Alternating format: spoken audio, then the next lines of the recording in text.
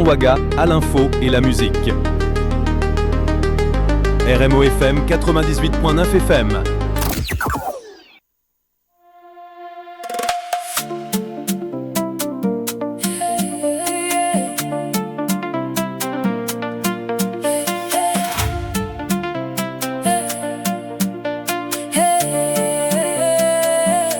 Bienvenue dans un espace où les idées se rencontrent, où les sourires ouvrent les conversations, où chaque voix a sa place, chaque histoire mérite d'être racontée. Ici Soko est là, Stéphanie est là, Farida est là, et avec vous, la journée prend une autre couleur. Entre copines, on parle d'amour, on parle de famille, on parle de rêve, on parle de la vie. On rit, on apprend, on partage, on débat, toujours dans la bonne humeur. Un café, un micro, un sourire et des milliers d'opinions qui font avancer la discussion. Appelez, écrivez, réagissez, votre parole compte, votre expérience inspire, votre histoire nous rassemble du lundi au vendredi, de 9h à midi. Toute la ville se retrouve sur une seule fréquence. Entre copines, rendez-vous qui branche, le toit la ville se retrouve, le rendez-vous qui vend, qu'on évite, le rendez-vous qui respire. Entre copines, rendez-vous qui branche. Antigène, radio métropolitique 99.9 FM. Entre copines, parce que votre avis compte.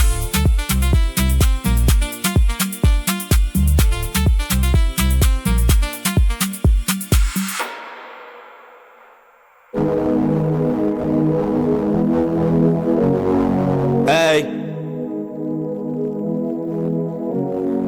Hey.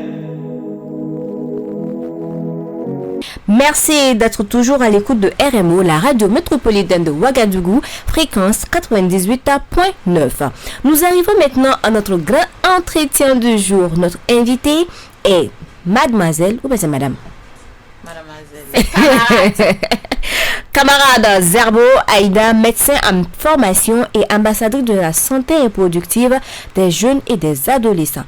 Bonjour Aïda, camarade Aïda, c'est ça. Carrément. C'est trop de salam alaikum.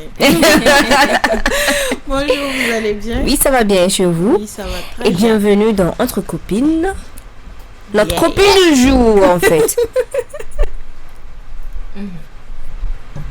Alors, Miss Dalia, Oui, qu'as-tu à nous dire à ce sujet? alors notre invité du jour est Aïda Zerbo, médecin en formation, ambitieuse et polyvalente, passionnée par la médecine, l'entrepreneuriat et l'événementiel.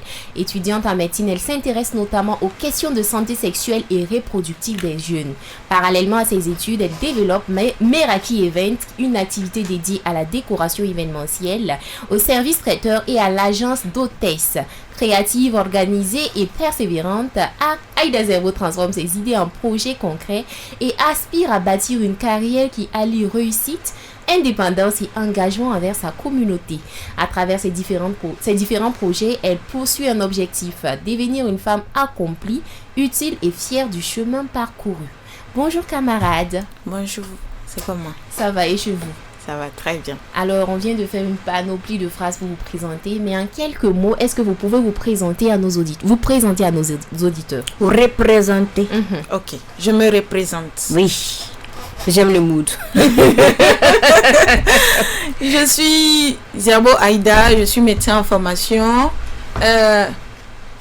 J'aide les jeunes à ne pas tomber enceinte quand ils ne veulent pas et à éviter contre les IST et les grossesses non désirées. En plus de ça, j'aime rendre les endroits beaux, magnifiques. Donc, je fais la décoration événementielle, le service traiteur et j'ai une agence d'hôtesse événementielle. D'accord. C'est tout. D'accord. D'accord, camarades. D'accord. Alors, camarades, quels sont selon vous Pour commencer, comment on peut définir l'avortement clandestin et dans quelle situation parle-t-on d'avortement clandestin? Avortement clandestin. Il ne faut pas oublier que déjà il faut clarifier certaines notions. Avortement, c'est une interruption de la grossesse. une interruption de la grossesse. Volontaire? Volontaire, non, avortement, ça peut être volontaire ou non volontaire. Maintenant, avortement non volontaire, c'est ça qu'on appelle fausse couche. D'accord. Voilà. Avant que la grossesse n'arrive à terme. Maintenant, avortement volontaire, ça peut être volontaire médical ou volontaire clandestin. Ça peut être aussi médicalement dangereux. Donc, clandestin, c'est lorsque les gens, en fait, ne partent pas dans une structure de santé, ils restent à la maison, ils avalent du coca, du Nescafé, des bouteilles écrasées, pour essayer de faire couler la grossesse volontairement et à la maison. Et c'est très dangereux. D'accord. Alors, camarades, on continue. Quelles sont, selon vous, les principales raisons qui poussent certaines femmes à recourir à un avortement clandestin? Ah, ça revient toujours. C'est déjà le rejet de la société et de la famille. Bon, parlons déjà du partenaire. Si c'est, par exemple, je prends l'exemple d'une jeune fille qui est tombée enceinte à 15 ans avec les études. Qu'est-ce que vont penser mes parents? L'auteur de la grossesse dit non, je veux pas. Et même s'il voulait à 15 ans, mes parents vont me tuer, ma maman va me tuer. Qu'est-ce que je vais faire avec mes études? Du coup, souvent, c'est les mamans même qui appuient les enfants. Donc, vous qui êtes médecin, vous vous rendez compte que souvent, ce sont les mamans qui appuient. D'accord. La bonne dame va envoyer son enfant de 15 ans, 14 ans à l'école, la go, que non, que ça fait une semaine, l'enfant saigne. Vous allez fouiller. Tu finis par forcer la go là à parler. Qu'est-ce qu'il y a? Pourquoi tu saignes? Tu as vu tes règles? Elle dit non. Qu'est-ce qu'il y a? Pourquoi tu saignes? Elle commence à pleurer. Tu vas fouiller, tu vois maintenant que il y a eu une IVG. Des saignements d'une semaine. Ça dépend. Par exemple, si c'est un avortement plutôt clandestin, ça dépend. Elle peut saigner pendant une semaine à petites gouttes ou à grande quantité. C'est ça en fait qui fait la dangerosité de la chose plutôt. Les saignements. Elle peut saigner beaucoup. Et arrivée à l'hôpital encore, elle n'avoue pas. Elles ne disent rien. Elles sont venues pour eux, en fait, elle a fini d'évacuer, elles viennent à l'hôpital pour qu'on les fasse des transfusions, des perfusions pour la remonter afin qu'elle reparte à la maison. En fait, un truc comme cela. Pourtant, il faut qu'on connaisse l'étiologie de la chose. Il faut qu'on sache pourquoi tu saignes. Et les mamans, la plupart du temps, sont complices. Sans le mentir, il y en a et ça sévit toujours au Burkina. Les mamans sont complices. Alors, moi, j'aimerais poser une question. Alors, la peur du jugement familial ou social joue-t-elle un rôle important dans le recours à ces pratiques? Ah, bien sûr, c'est la principale cause, en fait, qui pousse les jeunes filles, en fait, à aller à faire des avortements clandestins. Parce que, c'est comme je l'avais dit, la famille va te rejeter. Il y a des papas qui disent, on ne tombe pas enceinte dans ma maison. Tu tombes enceinte dans ma maison, tu quittes ma maison. Et si tu t'amuses, on répudie la maman avec toi en même temps. Donc, il y a beaucoup à perdre. Donc, des jeunes filles pratiquent l'avortement clandestin, surtout à cause de ça, du regard et du rejet de la société. Toi, tu n'es pas mariée et puis tu tombes enceinte. Genre, tu fais. Moi j'avais une amie là quand on était en terminale, c'était de passage, je te fais un coucou si tu écoutes la radio. Elle était très, on l'appelait Sainte Marie, tellement elle était gentille, elle était timide. Bon, un jour elle vient me dire qu'elle est enceinte. Je vous jure que j'ai eu du mal à croire ce qu'elle m'a dit avant qu'elle ne vienne me montrer l'échographie. Parce qu'elle était trop parfaite pour être enceinte, en fait. C'était inadmissible. Il faut faire très attention aux apparences. C'est ça. Donc, quand elle a dit ça, on l'a demandé. Elle a dit ça à notre professeur. Et notre professeur l'a demandé. Donc, toi aussi, tu fais quoi? Non, mais est-ce que si et puisqu'on dit les mamans sont complices et tout, est-ce que si elles amènent les enfants, par exemple, vers un centre de santé pour pouvoir trouver une solution, un recours, pour qu'on puisse arrêter la grossesse et tout, est-ce que c'est possible? C'est dit comme ça, c'est pas possible. Ça dépend des circonstances. Par exemple, si la jeune fille a été V. Oui. Si elle a été V, ça fait partie des... La loi autorise l'interruption médicale et sécurisée de cette grossesse dans les 14 semaines.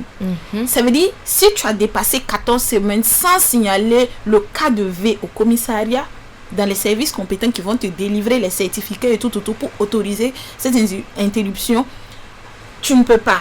Mais l'État autorise, si c'est un cas de V, un cas d'inceste, un cas qui met la santé de la maman en jeu ou de l'enfant en jeu, de malformation et tout. L'État autorise. C'est médical, tu arrives et puis c'est sap.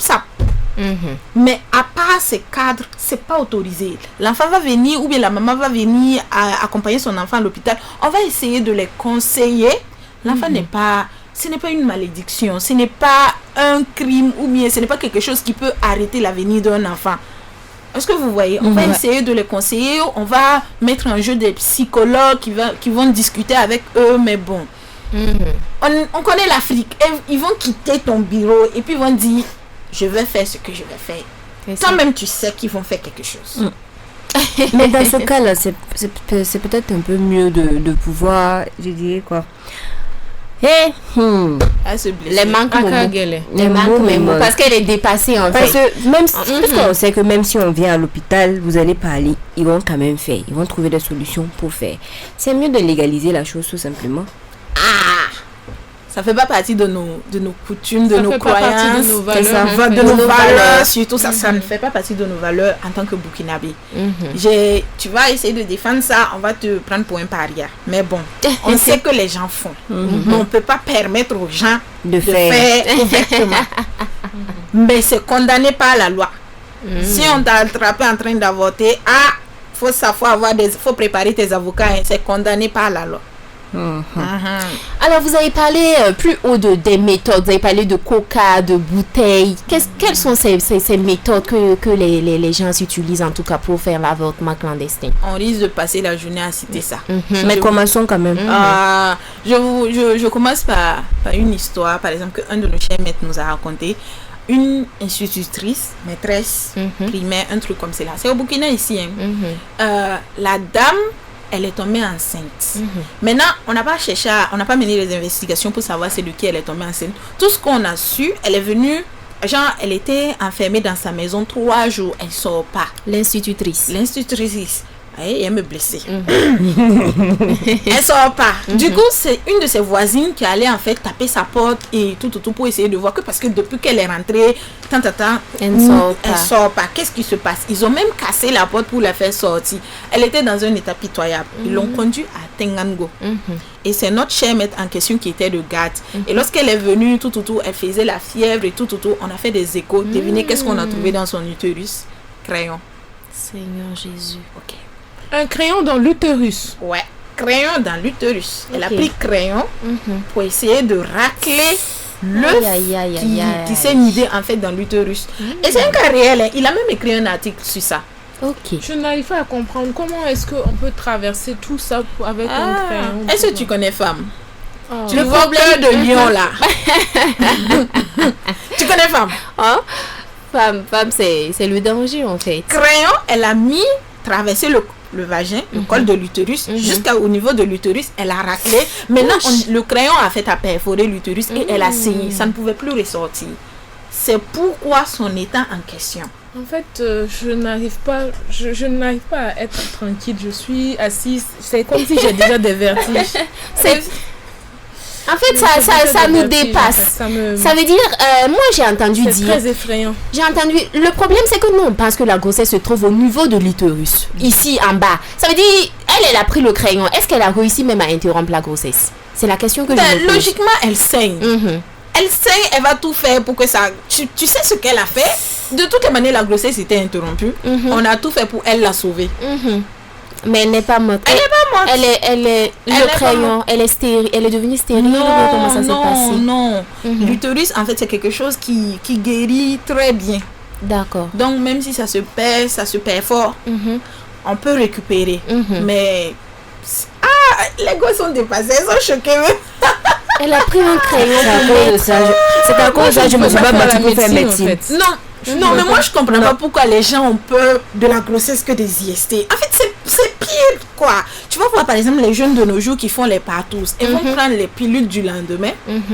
Par exemple, aujourd'hui, elles vont prendre deux pilules parce qu'elle sait que le week-end, elle prend pilule la vendredi soir. C'est ça que les pilules du lendemain, déjà, moi je sais que j'ai vu quelque chose sur ça une fois. Je sais que ça donne à la longue, ça peut te faire des crises, des AVC même, parce que c'est quelque chose, on prend pas ça comme des bonbons en fait. Ça. Alors que c'est comme vous avez dit, des jeunes filles qui prennent des villas avec des jeunes garçons, elles organisent des soirées pas très catholiques. et puis après, elles se retrouvent à avaler ça comme des arachides. Bon, moi, je ne sais pas.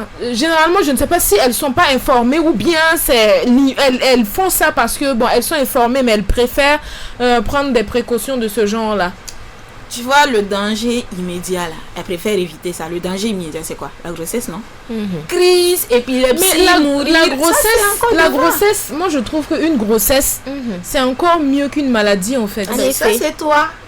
Je t'explique l'histoire, par exemple. J'aime bien, j'en ai beaucoup des histoires comme ça, en fait. Des anecdotes. Je te promets. En fait, Lago, elle a pris les bonbons. Les pilules, qu'on appelle les bonbons communément. Et un vendredi soir, et elle allait faire son plan. Genre, elle a pris avant l'acte. Bien sûr. Et puis c'est son quotidien, en fait, tu vas chercher à voir. Et le truc, c'est qu'elle est venue aux urgences toujours de Tengango, parce que j'aime bien les urgences de Tengango. Il y a la maternité et tout. J'aime bien ça. Du coup, elle est venue là-bas et on a fait l'écho. Elle avait une hydrosalpins. Hémosalpins. C'est quoi les mots médicaux blessé. Attends, même avant de même poursuivre, vous avez parlé plus, vous avez dit si elle est V. Bon, je sais pas, V là, ça veut dire quoi?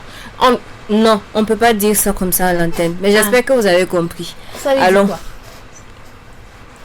Du coup, elle est venue hémosalpins, ça veut dire ses trompes. C'est trompe. Il y a elle a fait, ses trompes étaient enflées. Et l'étiologie des trompes enflées là, c'était quoi? Elle a fait une grossesse extra-utérine. Lorsqu'on a fait l'écho, on a vu que non, il y avait quelque chose qui s'est fixé dans les trompes. Une grossesse extra-utérine. Le mécanisme des pilules du lendemain, ça nous ramène au mécanisme des pilules du lendemain. Le mécanisme, c'est quoi? Ça empêche l'anidation. Ça n'empêche pas l'anidation en tant que telle. Ça empêche l'ovulation. Et lorsque tu as ovulé, ça ralentit le mouvement de l'œuf de descendre au niveau de l'utérus. Ça veut dire l'ovule va rester au niveau des trompes, mais les cils qui sont au niveau des trompes là sont plus... Les cils? Oui, on a des petits... Comme des cils des yeux là? Non, Fanny. je veux comprendre. Il y a des microvillosités qui sont au niveau des trompes qui permettent, en fait, qui poussent l'œuf de descendre jusqu'au niveau de l'utérus. Ah, d'accord. Maintenant, si tu prends la pilule du lendemain, ça diminue en fait l'activité de ces cils. Donc l'œuf ne bouge pas en tant que tel. Mais si tu fais un rapport sexuel non protégé, le spermatozoïde, la pilule n'a pas d'effet sur le spermatozoïde. Lui remonte. Il va remonter et venir croiser l'œuf au niveau de la trompe. Et la fécondation aura lieu là-bas en fait. Et là où il a eu la fécondation, vu que les cils ne peuvent plus bouger l'œuf, ça va se fixer au niveau de la trompe. Grossesse extra-utérine. Oh là là! En fait, moi, je veux passer un message à nos jeunes sœurs. Hein. Vous savez... Faut te calmer, on va passer le message. Non, en fait, moi, je pense que il faut que les gens prennent conscience que les jeunes filles surtout, les garçons là, ça ne fuit pas. Merci. Ça ne fuira jamais. À moins que peut-être tu décides de ne pas... sinon, femme ne chôme jamais en matière de garçons. Merci, mais vraiment, vous mettez votre santé en danger. Vous mettez vous-même votre propre vie en danger. Et vous allez constituer vraiment un fardeau pour vos parents plus tard. Parce que prendre une pilule du lendemain comme des arachides, après tu te retrouves avec des crises épileptiques. Tu te retrouves peut-être... Je sais qu'il y a une petite que j'ai connue, une petite, voilà, au quartier. Elle n'est plus au quartier. Mais à son temps, elle faisait feu. Mais actuellement, la petite, elle a un côté qui ne fonctionne pas très bien. Mais après, dans les coulisses, c'est ce que j'ai entendu. Je dis bien dans les coulisses parce que je ne sais pas si c'est vraiment ça. On m'a dit non. C'était une qui aimait prendre beaucoup de pilules. Elle prenait beaucoup de médicaments, les Nescafé. Et puis en plus de ça, elle fumait. La vie de gangsta. Voilà. Donc, vous voyez, elle, 22 ans, tu te retrouves comme ça. Bon, quelle carrière tu veux construire avec un côté qui n'est pas du tout adapté, en fait. Et après, bon, on va dire que la vie nous a punis. Punis comment, en fait? C'est un peu compliqué. Donc, ok, vas-y. Donc, si on va bien comprendre, la première cause même des grossesses extra-utérines, ce sont les pilules. Il y a Comprends. plusieurs causes. Mhm. La grossesse extra-utérine, c'est un sujet large. D'accord. Il y a plusieurs causes. Ça peut être génétique, ça peut être malformatif. Il y a plein. Moi, j'aimerais poser une question. Oui. En cas d'avortement clandestin, par exemple, déjà, si on voit qu'il y a des complications, Mhm. comment est-ce que déjà l'implication des parents, comment est-ce qu'il faut la prise en charge, comment ça se passe? Est-ce qu'il faut déjà d'abord voir, il faut avoir l'accord des parents pour peut-être faire certains soins? Comment ça se passe? Moi, je veux comprendre. La plupart du temps, en fait, les parents accompagnent. Il y a des parents, en fait, même. Il y a des parents aussi qui ne savent pas que leurs filles ont fait un IVG, un truc comme cela. Ils envoient l'enfant à l'hôpital. Nous, tout ce qu'on a à faire, je signale toujours que je suis médecin en formation. Je ne suis pas médecin plein d'abord. Mais ce qu'on voit, la prise en charge qu'on voit là-bas, on envoie. La personne est dans le coma. Ouais. Il faut en fait réveiller la personne. On va prendre les soins minimum. Par exemple, on commence à lui mettre les solutés. En fait, c'est pour réveiller la personne. Lorsque la personne sera bien réveillée maintenant, Bien consciente. voilà, on mène les investigations maintenant pour savoir qu'est-ce qui s'est passé. Ouais. Et c'est dans qu'est-ce qui s'est passé là maintenant qu'on trouve la cause. Et lorsqu'on trouve la cause maintenant, la prise en charge est bien orientée. Mais il y a toujours un psychologue dans la prise en charge des go ou des femmes qui ont fait un avancement clandestin. Ok. Je sais que, par exemple, si la personne arrive, si c'est une... Bon, je prends l'exemple par exemple des jeunes filles. Voilà. Est-ce qu'il y a déjà eu des cas où vous avez... Des cas que vous avez vécu, par exemple, avec des jeunes filles, des adolescentes, par exemple, qui ont commis des IVG. Et voilà, après, bon, pour récupérer l'utérus ou bien... Ça a été compliqué, par exemple, parce que, bon, dans ces cas-là, facilement, on peut se retrouver stérile à vie. Ou voilà. Est-ce qu'il y a eu des cas très compliqués? Les conséquences, en fait. Directement, je ne l'ai pas eu, mais c'est encore un de nos maîtres qui nous a raconté l'histoire. C'était à Yalgado. Lui, mais je pense que l'histoire en question même est très populaire. Je pense qu'il y a des aînés qui ont fait des vidéos et tout sur l'histoire. En fait, c'est une go qui sortait avec un Libanais. Et elle est tombée enceinte et le Libanais ne voulait pas la grossesse. Bon, un coco libanais, c'est pas que je vous aime pas, mais bon. D'accord. Et le gars, il a pris en fait pour aller interrompre la grossesse. Ils sont allés voir un féticheur. Un féticheur. Oh là là. Et le féticheur, en fait, qu'est-ce qu'il utilise? C'est des rayons de vélo que le gars a utilisé pour racler. En fait, les gens sont très extrêmes. Des rayons de vélo. Oui, pas rayons.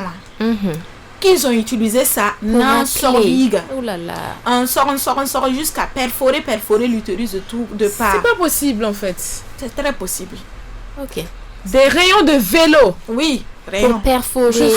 Je suis dépassée ce matin parce que je ne savais pas que le sujet allait me donner des vertiges. Voilà. C'est vrai, c'est facile. En fait, parler de ces sujets, il faut beaucoup de morale. Il faut avoir un certain nombre de... Faut être sage. Psychologiquement prêt. Et mature. Voilà, parce que c'est un peu difficile à comprendre. J'ai la chair de poule, franchement. Parce que Attends, comme on peut on va prendre finir des l'histoire, rayons là. de vélo. Oh là Les là. rayons de vélo, qu'est-ce Rayons qui de s'est vélo. passé après? Du coup, ils ont perforer l'utérus de la go à plusieurs endroits, un truc. Et tu sais que des choses comme cela, quand ils quittent, ils vont dire non, faut prendre poudre noire, tu pars à la maison, tu bois cette décoction et tout. Du coup, la go était à la maison, elle saignait, mais comme on lui a dit de boire les poudres, que ça va finir. Elle est restée, elle a bu, elle a quoi, mais ça ne s'arrêtait pas. Jusqu'à elle s'est infectée. Et lorsqu'elle est venue à l'hôpital, ben, c'était trop tard, on ne pouvait plus récupérer son utérus. On a retiré son utérus. Ah, donc c'est elle qui Elle n'a pas plus d'enfant. d'utérus. C'est elle qui n'a pas Et le d'utérus. truc, c'est que le Libanais en question a disparu. Après s'être rassuré vraiment que, en fait, la Elle a grossesse, il n'y en a perdu plus la de grossesse, grossesse. il a disparu. Seigneur. Et je C'est sais vraiment pas que facile. lorsqu'il y a beaucoup d'histoires comme cela, Burkina, là, il y a beaucoup d'histoires comme cela. La loi aimerait, en fait, que lorsqu'on on reçoit ces genres de cas, on dénonce. Ouais. Mais bon, tu es burkinabé, tu es médecin, secret professionnel. Ouais, c'est ça, secret professionnel. Mais bon, c'est vrai que c'est médico-légal, tu dois signaler. Mais bon, bref. Tu peux pas voir ta soeur et puis, ah bon, il y a ouais. On a baham, ouais. En tout cas, vraiment, ce matin, on est en même temps sensibilisés parce qu'on ne se rendait pas compte qu'il y avait des méthodes de ce genre. Tout ce que nous, on avait entendu peut-être des échos ou peut-être quand tu es enceinte, il te suffit juste de boire du Coca-Cola, ajouter à quelques bouteilles cassées. Surtout bouteille cassée. Voilà, et puis tu perds directement ta grossesse. Donc, j'imagine qu'il y a beaucoup, en tout cas, qui utilisent ces méthodes. Je sais qu'une fois, j'ai vu, je ne sais pas si c'est réel, sur les réseaux, une qui a associé du paracétamol avec du Nescafé et du Coca-Cola. Elle a fait les 3 mélanges, vraiment un cocktail Molotov très dangereux. Voilà, et quand elle a pris, elle a commencé à convulser après ça, et puis voilà, un peu de coma s'est ajouté à l'histoire. Maintenant, bon, quand je regarde ça, franchement, moi je vais au-delà de ça. Hein. Les grossesses, la grossesse, vraiment, tu vas accoucher l'enfant. Si tu veux pas de l'enfant, tu peux dire, ah, moi je ne veux pas. Voilà, essayer de voir si un couple peut prendre. Il y a des couples qui cherchent des enfants, hein. Ce que toi tu jettes là, il y en a qui veulent. Donc moi je trouve que les maladies, les IST, les enfants, elles ont plus peur de la grossesse que des IST. Et je sais qu'un jour, il y a quelqu'un qui a dit, il y a une fille qui est venue voir son copain, elle a dit au copain que voilà, elle est allée faire son test de HIV et le test était positif. Et le monsieur dit, ah ben ça c'est mieux, je pensais que tu étais enceinte, ça c'est entre toi et moi, qui sait que tu as ça? Vous voyez des choses comme ça, oui. Vous voyez comment les gens sont ça veut dire que les gens ne veulent pas qu'on sache, en fait ils veulent marcher aux yeux du monde comme des saints. Bon, moi je sais pas, j'ai toujours dit hein, si tu es une jeune fille et que tu tombes enceinte, vraiment prends le courage à 2 mains et puis accouche. Voilà, accouche l'enfant. Et ceux même qui disent que peut-être voilà tu étais comme ça, peut-être même que eux-mêmes ils vont t'envier plus tard avec ton enfant. Voilà, donc c'est avoir le courage d'accoucher plutôt que de rester là. Et d'autres même vont vivre elles vont continuer comme ça, elles vont faire les IVG et à la longue, quand elle va vraiment se sécuriser, elle va trouver une personne, elle va se marier, il n'y a plus d'enfants. Il n'y a plus d'utérus pour enfanter. Ça devient très compliqué. Exactement. Voilà. Et souvent, elles ne disent pas la vérité aussi. Voilà, c'est ça. Et elles vont cacher ça aux partenaires. Ils vont passer leur temps à faire des soins à des milliers de francs CFA. Et puis voilà, après, voilà, il n'y a pas de solution. Maintenant, la question que moi j'aimerais poser, vous en tant qu'ambassadrice, quelles sont les activités, les actions que vous menez voilà, à l'égard des populations, à l'égard de surtout les jeunes filles, parce qu'on est les plus exposés en fait. Parce que quand il y a grossesse, on ne va jamais appeler le garçon. La grossesse ne se fait pas seule. Moi, j'ai toujours dit ça. On ne fait pas un enfant toute seule. Voilà. Donc, moi, je pense que autant on devrait sensibiliser les filles, on sensibilise aussi les garçons. Voilà, pour qu'ils comprennent aussi. Ah, c'est à cause de... Bon, on ne dirait pas à cause de vous, mais s'il y a grossesse, comment est-ce que il y a quelle conduite à tenir, en fait? Si tu es un jeune, tu sais que tu n'es pas prêt, voilà. Il y a l'abstinence, il y a 2 choses. Il y a l'abstinence et il y a la protection. Voilà, si tu ne peux pas t'abstenir, tu te protèges, en fait. Ça. Voilà. Vous avez déjà tout dit.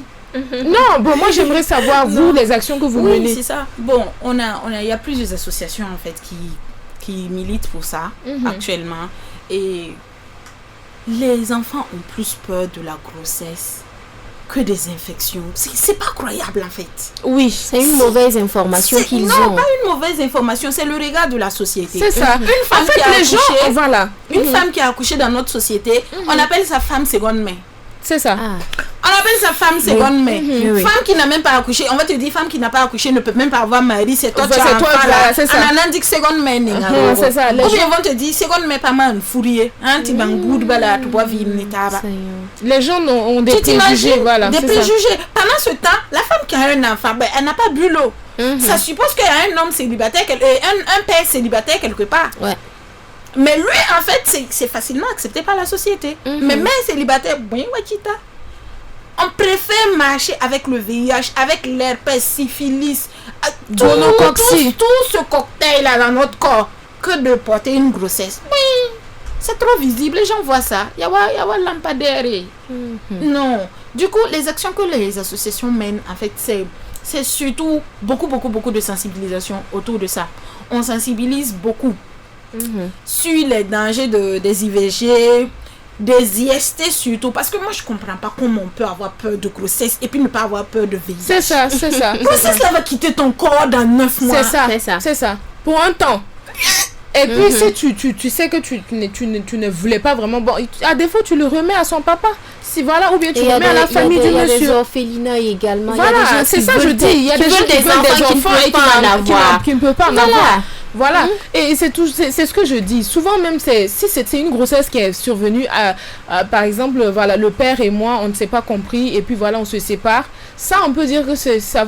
On peut. Mais voilà, une grossesse, voilà, toi-même, tu sais très bien que tu pouvais l'éviter, tu pouvais t'abstenir, ou bien tu pouvais, voilà, mais et puis quand même ça arrive, tu juges l'enfant pour ça. Non, l'enfant n'arrive, c'est toi qui l'as appelé en fait. Ouais. Voilà, donc moi je toujours dis, aie le courage d'accoucher. Voilà, mais au-delà de ça, moi j'aimerais savoir, est-ce qu'il y a des activités que vous menez dans les lycées et collèges par rapport à ça? Oui. Par exemple, le réseau des jeunes ambassadeurs dont je fais partie, on fait des sensibilisations dans les lycées. Parce que je me dis que c'est là-bas même que ça commence. Là-bas, c'est là-bas. Et on aime parler aux parents d'avoir une relation avec leurs enfants. Il faut avoir une relation avec ton enfant, cause avec ton enfant, conseille ton enfant, discute avec ton enfant. Que non, mon enfant n'a que 10 ans, mon enfant n'a que 8 ans. Non, mon enfant n'a de santé sexuelle, c'est important. C'est important de causer avec ton enfant. Moi, je me rappelle qu'il y a un enfant, lorsqu'on est allé dans les lycées là, non, pas dans les lycées. Je suis monitrice aussi de la petite enfance à mes temps perdus. Je pense qu'il y a un enfant qui m'a dit que non, que madame, que je suis toujours vierge. Un enfant de 8 ans. Je dis, aïe. Je dis, vierge. J'ai dit, qui t'a dit ça? Que c'est mon petit copain qui m'a dit que je suis toujours vierge. Mais je sais que d'ici mes 18 ans là, on va le faire. 8 ans! Une petite fille de 8 ans. Mon petit copain m'a dit que je suis vierge. Son petit copain, il a quel âge en fait? Question. Et qu'est-ce qu'il discute en plus de ça? Tu sais de quoi il discute? Est-ce que les parents de l'enfant ont été interpellés? Moi j'ai parlé à la patronne de la structure. Mais bon, il y a des parents aussi qui ne veulent rien entendre. Voilà. Mais bon, on continue. On mène des actions de sensibilisation. On partage par exemple des préservatifs. D'accord. Des préservatifs. Alors, on vous écoute. D'accord. Okay. On partage des préservatifs, on sensibilise encore, on fait des tests de dépistage contre les IST. On a beaucoup de campagnes comme cela qu'on fait. D'accord. Donc, en tout cas, vous militez en tout cas pour que la jeune fille soit bien, pour que la jeune fille en tout cas évite surtout les maladies. Pas les grossesses, les maladies. Parce que vous savez, c'est comme on le disait, la grossesse, en 9 mois, tu te débarrasses. Si tu ne veux pas, tu te débarrasses. Mais la maladie, c'est toute une vie. Et le coût, en fait, les millions et des millions que tu vas utiliser pour te soigner, soit ça, tu mets ça où? Voilà. Le regard de la société, oui, c'est peut-être parce que tu es enceinte, tu as accouché. C'est bien que hier soir, en rentrant, j'ai croisé une jeune dame qui tenait son enfant. Quand tu la vois, tu sais qu'elle est mère célibataire. Mais l'amour qu'elle a donné à son enfant, moi-même, ça m'a donné la chair de poule. Parce que vous vous rendez compte que c'est vrai, il y a la société qui va peut-être vous indexer, vous donner une étiquette. Mais quand toi-même tu prends ton choix, quand toi-même tu te dis, bon, la grossesse elle est venue, je l'assume.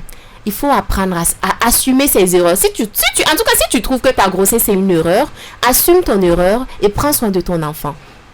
Parce que tu ne sais pas ce que demain est fait. Voilà, donc quand tu accouches, si tu sais très bien que tu ne veux pas de l'enfant, il y a des structures en tout cas qui peuvent s'occuper des enfants là. Vraiment. Donc c'est mieux en tout cas d'accoucher, de prendre ton enfant, d'aller donner à ces gens de structures, ou bien même il y a des femmes en tout cas qui peinent d'avoir des enfants. Voilà tout. Et est-ce qu'à l'hôpital même vraiment, si par exemple une jeune fille qui accouche vraiment, qui ne veut pas de son enfant, est-ce qu'elle peut amener son enfant à l'hôpital? Pourquoi en tout cas on l'aide à insérer son enfant dans des structures vraiment qui vont aider cet enfant là à grandir, à bien grandir au Burkina ici? Il n'y en a pas. Oh, camarade Aïda, viens. Ça veut dire que quand tu accouches, tu es laissé à toi-même. Non, elle n'a qu'à aller à l'action sociale. C'est vrai qu'il y a un service d'action sociale dans les hôpitaux. Mais bon, l'hôpital là même se cherche. Tu vas amener l'enfant dans quel service? C'est pas tu vas aller laisser l'enfant en pédiatrie. L'enfant... Alors, est-ce que de votre expérience, vous avez déjà croisé, parce qu'on sait très bien que maintenant, on voit Marie-Rose assez tôt. Ça veut dire il y a des jeunes filles, peut-être de 12 ans, de 13 ans, qui voient déjà Marie-Rose. Ça veut dire elles peuvent déjà tomber enceintes.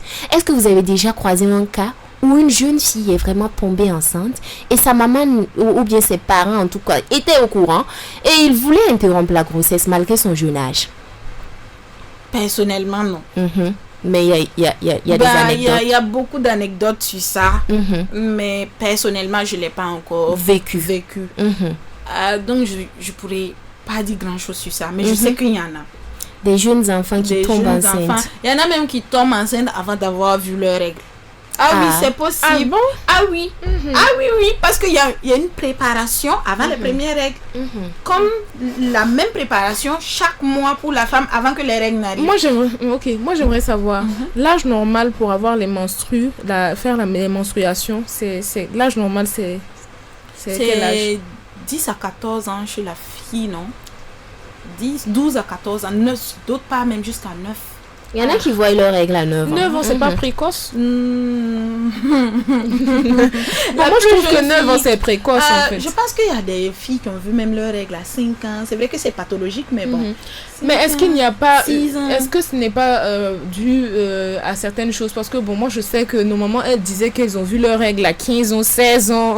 Ça, c'était avant. Oui, vraiment. Mais maintenant, les jeunes voient quand même leurs règles assez tôt. Mhm. Ok.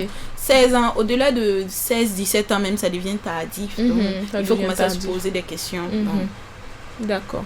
Moi, j'aimerais savoir, est-ce que actuellement il y a quelque chose que vous préparez, vu que ce sont les vacances, est-ce qu'il y a un programme qui a été établi pour, en tant qu'ambassadrice, il y a un programme qui a été établi pour les sensibilisations et autres activités au sein de l'association autour de la question? ok. Par exemple, nous utilisons beaucoup les vacances. Le club de santé de l'université Joseph Kizerbo. D'accord. On utilise les vacances et on cible les événements où on sait qu'il y aura beaucoup de jeunes. Du coup, on part là-bas, on essaie de les sensibiliser et de partager certains préservatifs. Parce que, à défaut de l'abstinence, protège-toi. Parce que tu es responsable de ta santé et tu es responsable de ta santé et de ce que tu transmets à l'autre, en fait. C'est ça. Donc, on cible les activités, les festivals et tout autour. On part là-bas et on essaie en fait de discuter avec les jeunes individuellement. On cause avec eux. Ah, tu sais, il y a ça. Et ils ont tout le temps honte. Quand on s'approche d'eux, ils ont tout le temps honte. Mais bon, comme nous aussi, on est d'humeur relaxée, ça passe quoi. Tu vas proposer même des préservatifs à d'autres et ils vont dire non, eux, ils veulent pas. S'ils sont en groupe, ils veulent pas.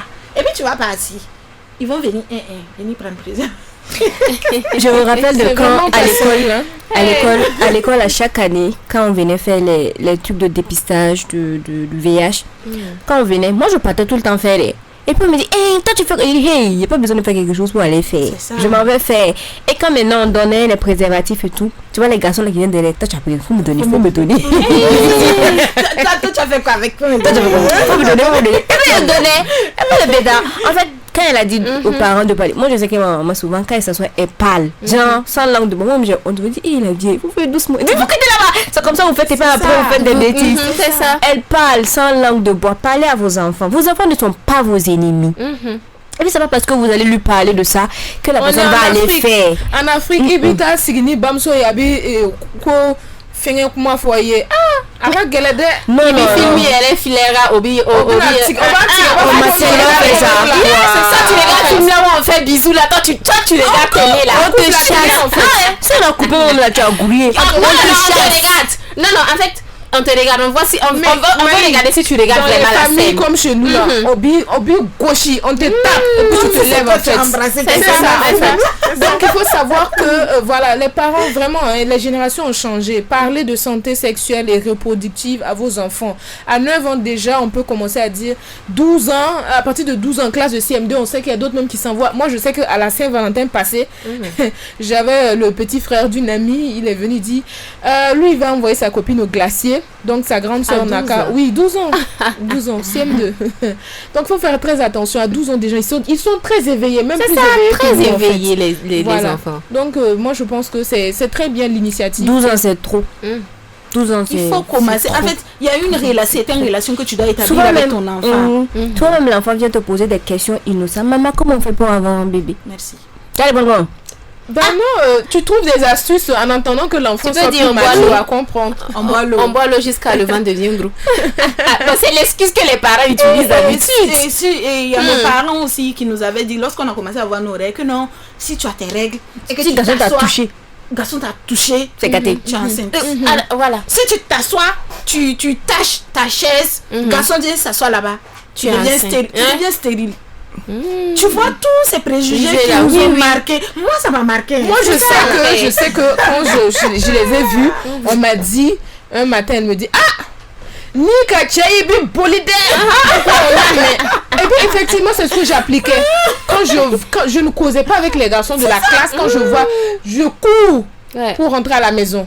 Mais en grandissant, j'ai compris que voilà, bon, c'est courir d'une autre manière en fait. Voilà, mais j'ai appris ça au fil du temps avec voilà les associations qui passaient vraiment dans les lycées et collèges et puis qui donnaient des sensibilisations et tout. Donc mon esprit a commencé à s'ouvrir et tout. Mais bon, on va trouver les mamans africaines, elles vont toujours trouver une excuse, voilà, à dormir debout là pour t'expliquer. C'est l'occasion de vraiment dire la vérité à vos enfants. Quand un enfant vient te demander innocemment vraiment, maman, comment on fait pour avoir un enfant, tu peux l'asseoir, tu peux dire oui, ça tu peux l'expliquer. Voilà, ça dépend de l'âge, mais tu lui dis, avoir un bébé, il faut avoir un certain âge pour avoir un bébé. Lorsque tu auras cet âge, je vais mieux t'expliquer. Voilà, il faut être sincère avec vos enfants. Parce que vous savez, les enfants là, ils sont pas si naïfs que ça. Ils viennent te poser la question, c'est qu'ils ont déjà une réponse. Les dessins animés de maintenant, exactement, les dessins. Voilà, et il y a les téléphones. C'est le monde des téléphones. Ça veut dire les enfants passent. Tu peux pas contrôler tout ce qui se passe dans le téléphone de ton enfant. Même si tu mets le contrôle parental, ça ne peut pas. Les enfants vont rentrer toujours dans. Et puis il y a les amis, il y a l'école, tout ça. Soyez sincères avec vos enfants. Ayez cette relation de complicité là avec vos enfants. Il n'y a rien de tel. Parce que si tu es complice avec ton enfant, tout ce qui se passe de nouveau dans sa vie, cet enfant là viendra te raconter. Même si c'est une grande personne, parce qu'on voit ces genres de phénomènes, ces genres d'histoires dans les autres pays. Où vraiment on a des cas où il y a des grandes personnes vraiment qui attouchent les petits enfants. Ça veut dire si tu es complice avec ton enfant, si quelque chose de nouveau se passe dans sa vie, dès qu'il arrive, il va te dire papa, maman, il y a telle chose qui s'est passée. Moi je me rappelle quand on était enfant, notre papa quand il est arrivé tous les jours demandait qu'est-ce que vous avez fait de votre journée. Voilà, en fait tout ça contribue en tout cas à vous rendre complice avec vos parents, avec vos enfants. Vraiment ayez cette complicité. Faut pas que vos enfants aient peur de vous. Voilà. Camarade Aïda, moi j'aimerais savoir si vous avez un message à l'endroit par exemple d'une fille qui a commis, peut-être qu'elle nous écoute, qui a fait un IVG, qui peut-être regrette aujourd'hui, ou peut-être qui veut faire, qui nous écoute et peut-être par votre voix elle va réfléchir 2 fois, ou peut-être qui a déjà fait et qui vit avec des séquelles. Les 3 cas. Les 3 cas, je vais ajouter un 4e parce que c'est un cri de cœur que je cherchais pour... Il y a je commence par ça. Il y a des cas par exemple pour les femmes qui ont été V dû à notre situation sécuritaire, qui sont dans les zones éloignées et tout. Et secret médical impose, je peux pas tout raconter, mais je sais qu'il y a des cas par exemple où elles ont été V par les gars qui sont dans la brousse là et elles sont tombées enceintes. D'autres même pas sont souvent elles sortent avec leur mari et on descend leur mari et on V la femme. Et lorsqu'elle arrive chez elle, elle trouve que en fait elle est enceinte. Mais bon, la loi autorise l'interruption sécurisée de cette grossesse en question avant 14 semaines. Lorsque ça dépasse 14 semaines, elle est obligée d'accoucher. Elle fait quoi de cet enfant? Il y a des cas vraiment très sensibles. Et par exemple, cette dernière-là, tu vas voir dans sa localité, il n'y a pas une autorité compétente qui peut délivrer un certificat à un médecin pour interrompre cette grossesse. Elle va aller dans les centres de santé, elle va essayer de parler dans le service social, tout. Le service social ne peut pas donner son accord tant que l'autorité compétente n'a pas délivré un document. Je ne sais pas si les autorités peuvent essayer de se pencher sur ce cas parce qu'il y en a. Et en ce qui concerne la jeune go qui a avorté et qui vit avec des séquelles, oui, il y en a. Parce que les filles pensent que non, c'est parce que tu es resté à la maison, tu as avalé les comprimés, ou bien tu as bu bouteille. C'est ça qui est dangereux, non. Même le curetage à l'hôpital, si tu pars voir un médecin véreux qui va te faire un curetage, il faut savoir que ce curetage même peut avoir des conséquences à long terme sur ton utérus. Tu peux avoir des problèmes pour enfanter. Ok. Et la go qui veut avorter, il faut savoir que la grossesse n'est pas une fin en soi. oui, la société va parler et elle va continuer de parler. Que tu accouches ou pas, la société va parler. Donc, Déjà, même tu n'as pas merci. accouché, on parle. On va parler. Tu n'accouches pas, on va dire non. C'est ça. Ton utérus se vieillit. Si tu n'accouches pas, C'est ça. Elle devient une vieille go. merci. Donc, si tu es enceinte actuellement et que tu nous écoutes, tu as besoin d'un psychologue, tu as besoin de quelqu'un. Souvent, on a juste besoin, en fait, les gars ont juste parler. besoin de parler. Tu vas voir, au début, elle va vouloir avorter. Elle va prendre, tempêter tout. Mais il suffit que le père de la... Ouaga à l'info et la musique. RMO FM 98.9 FM.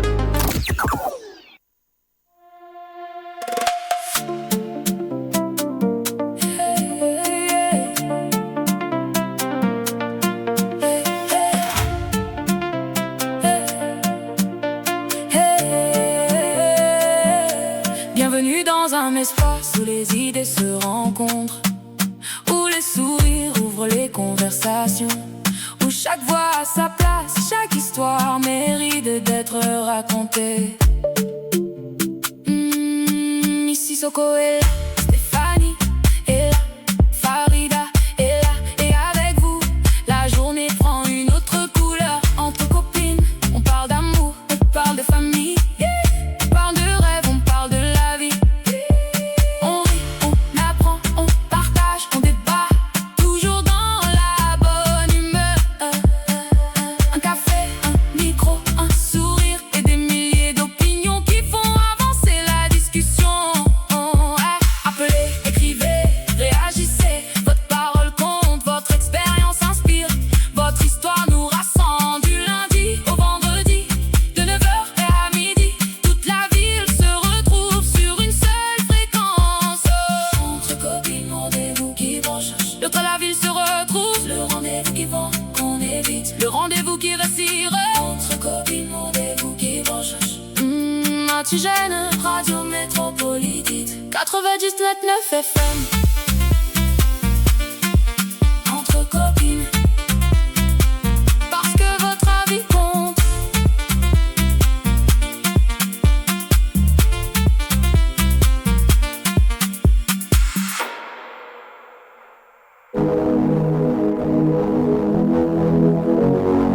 Hey. Hey.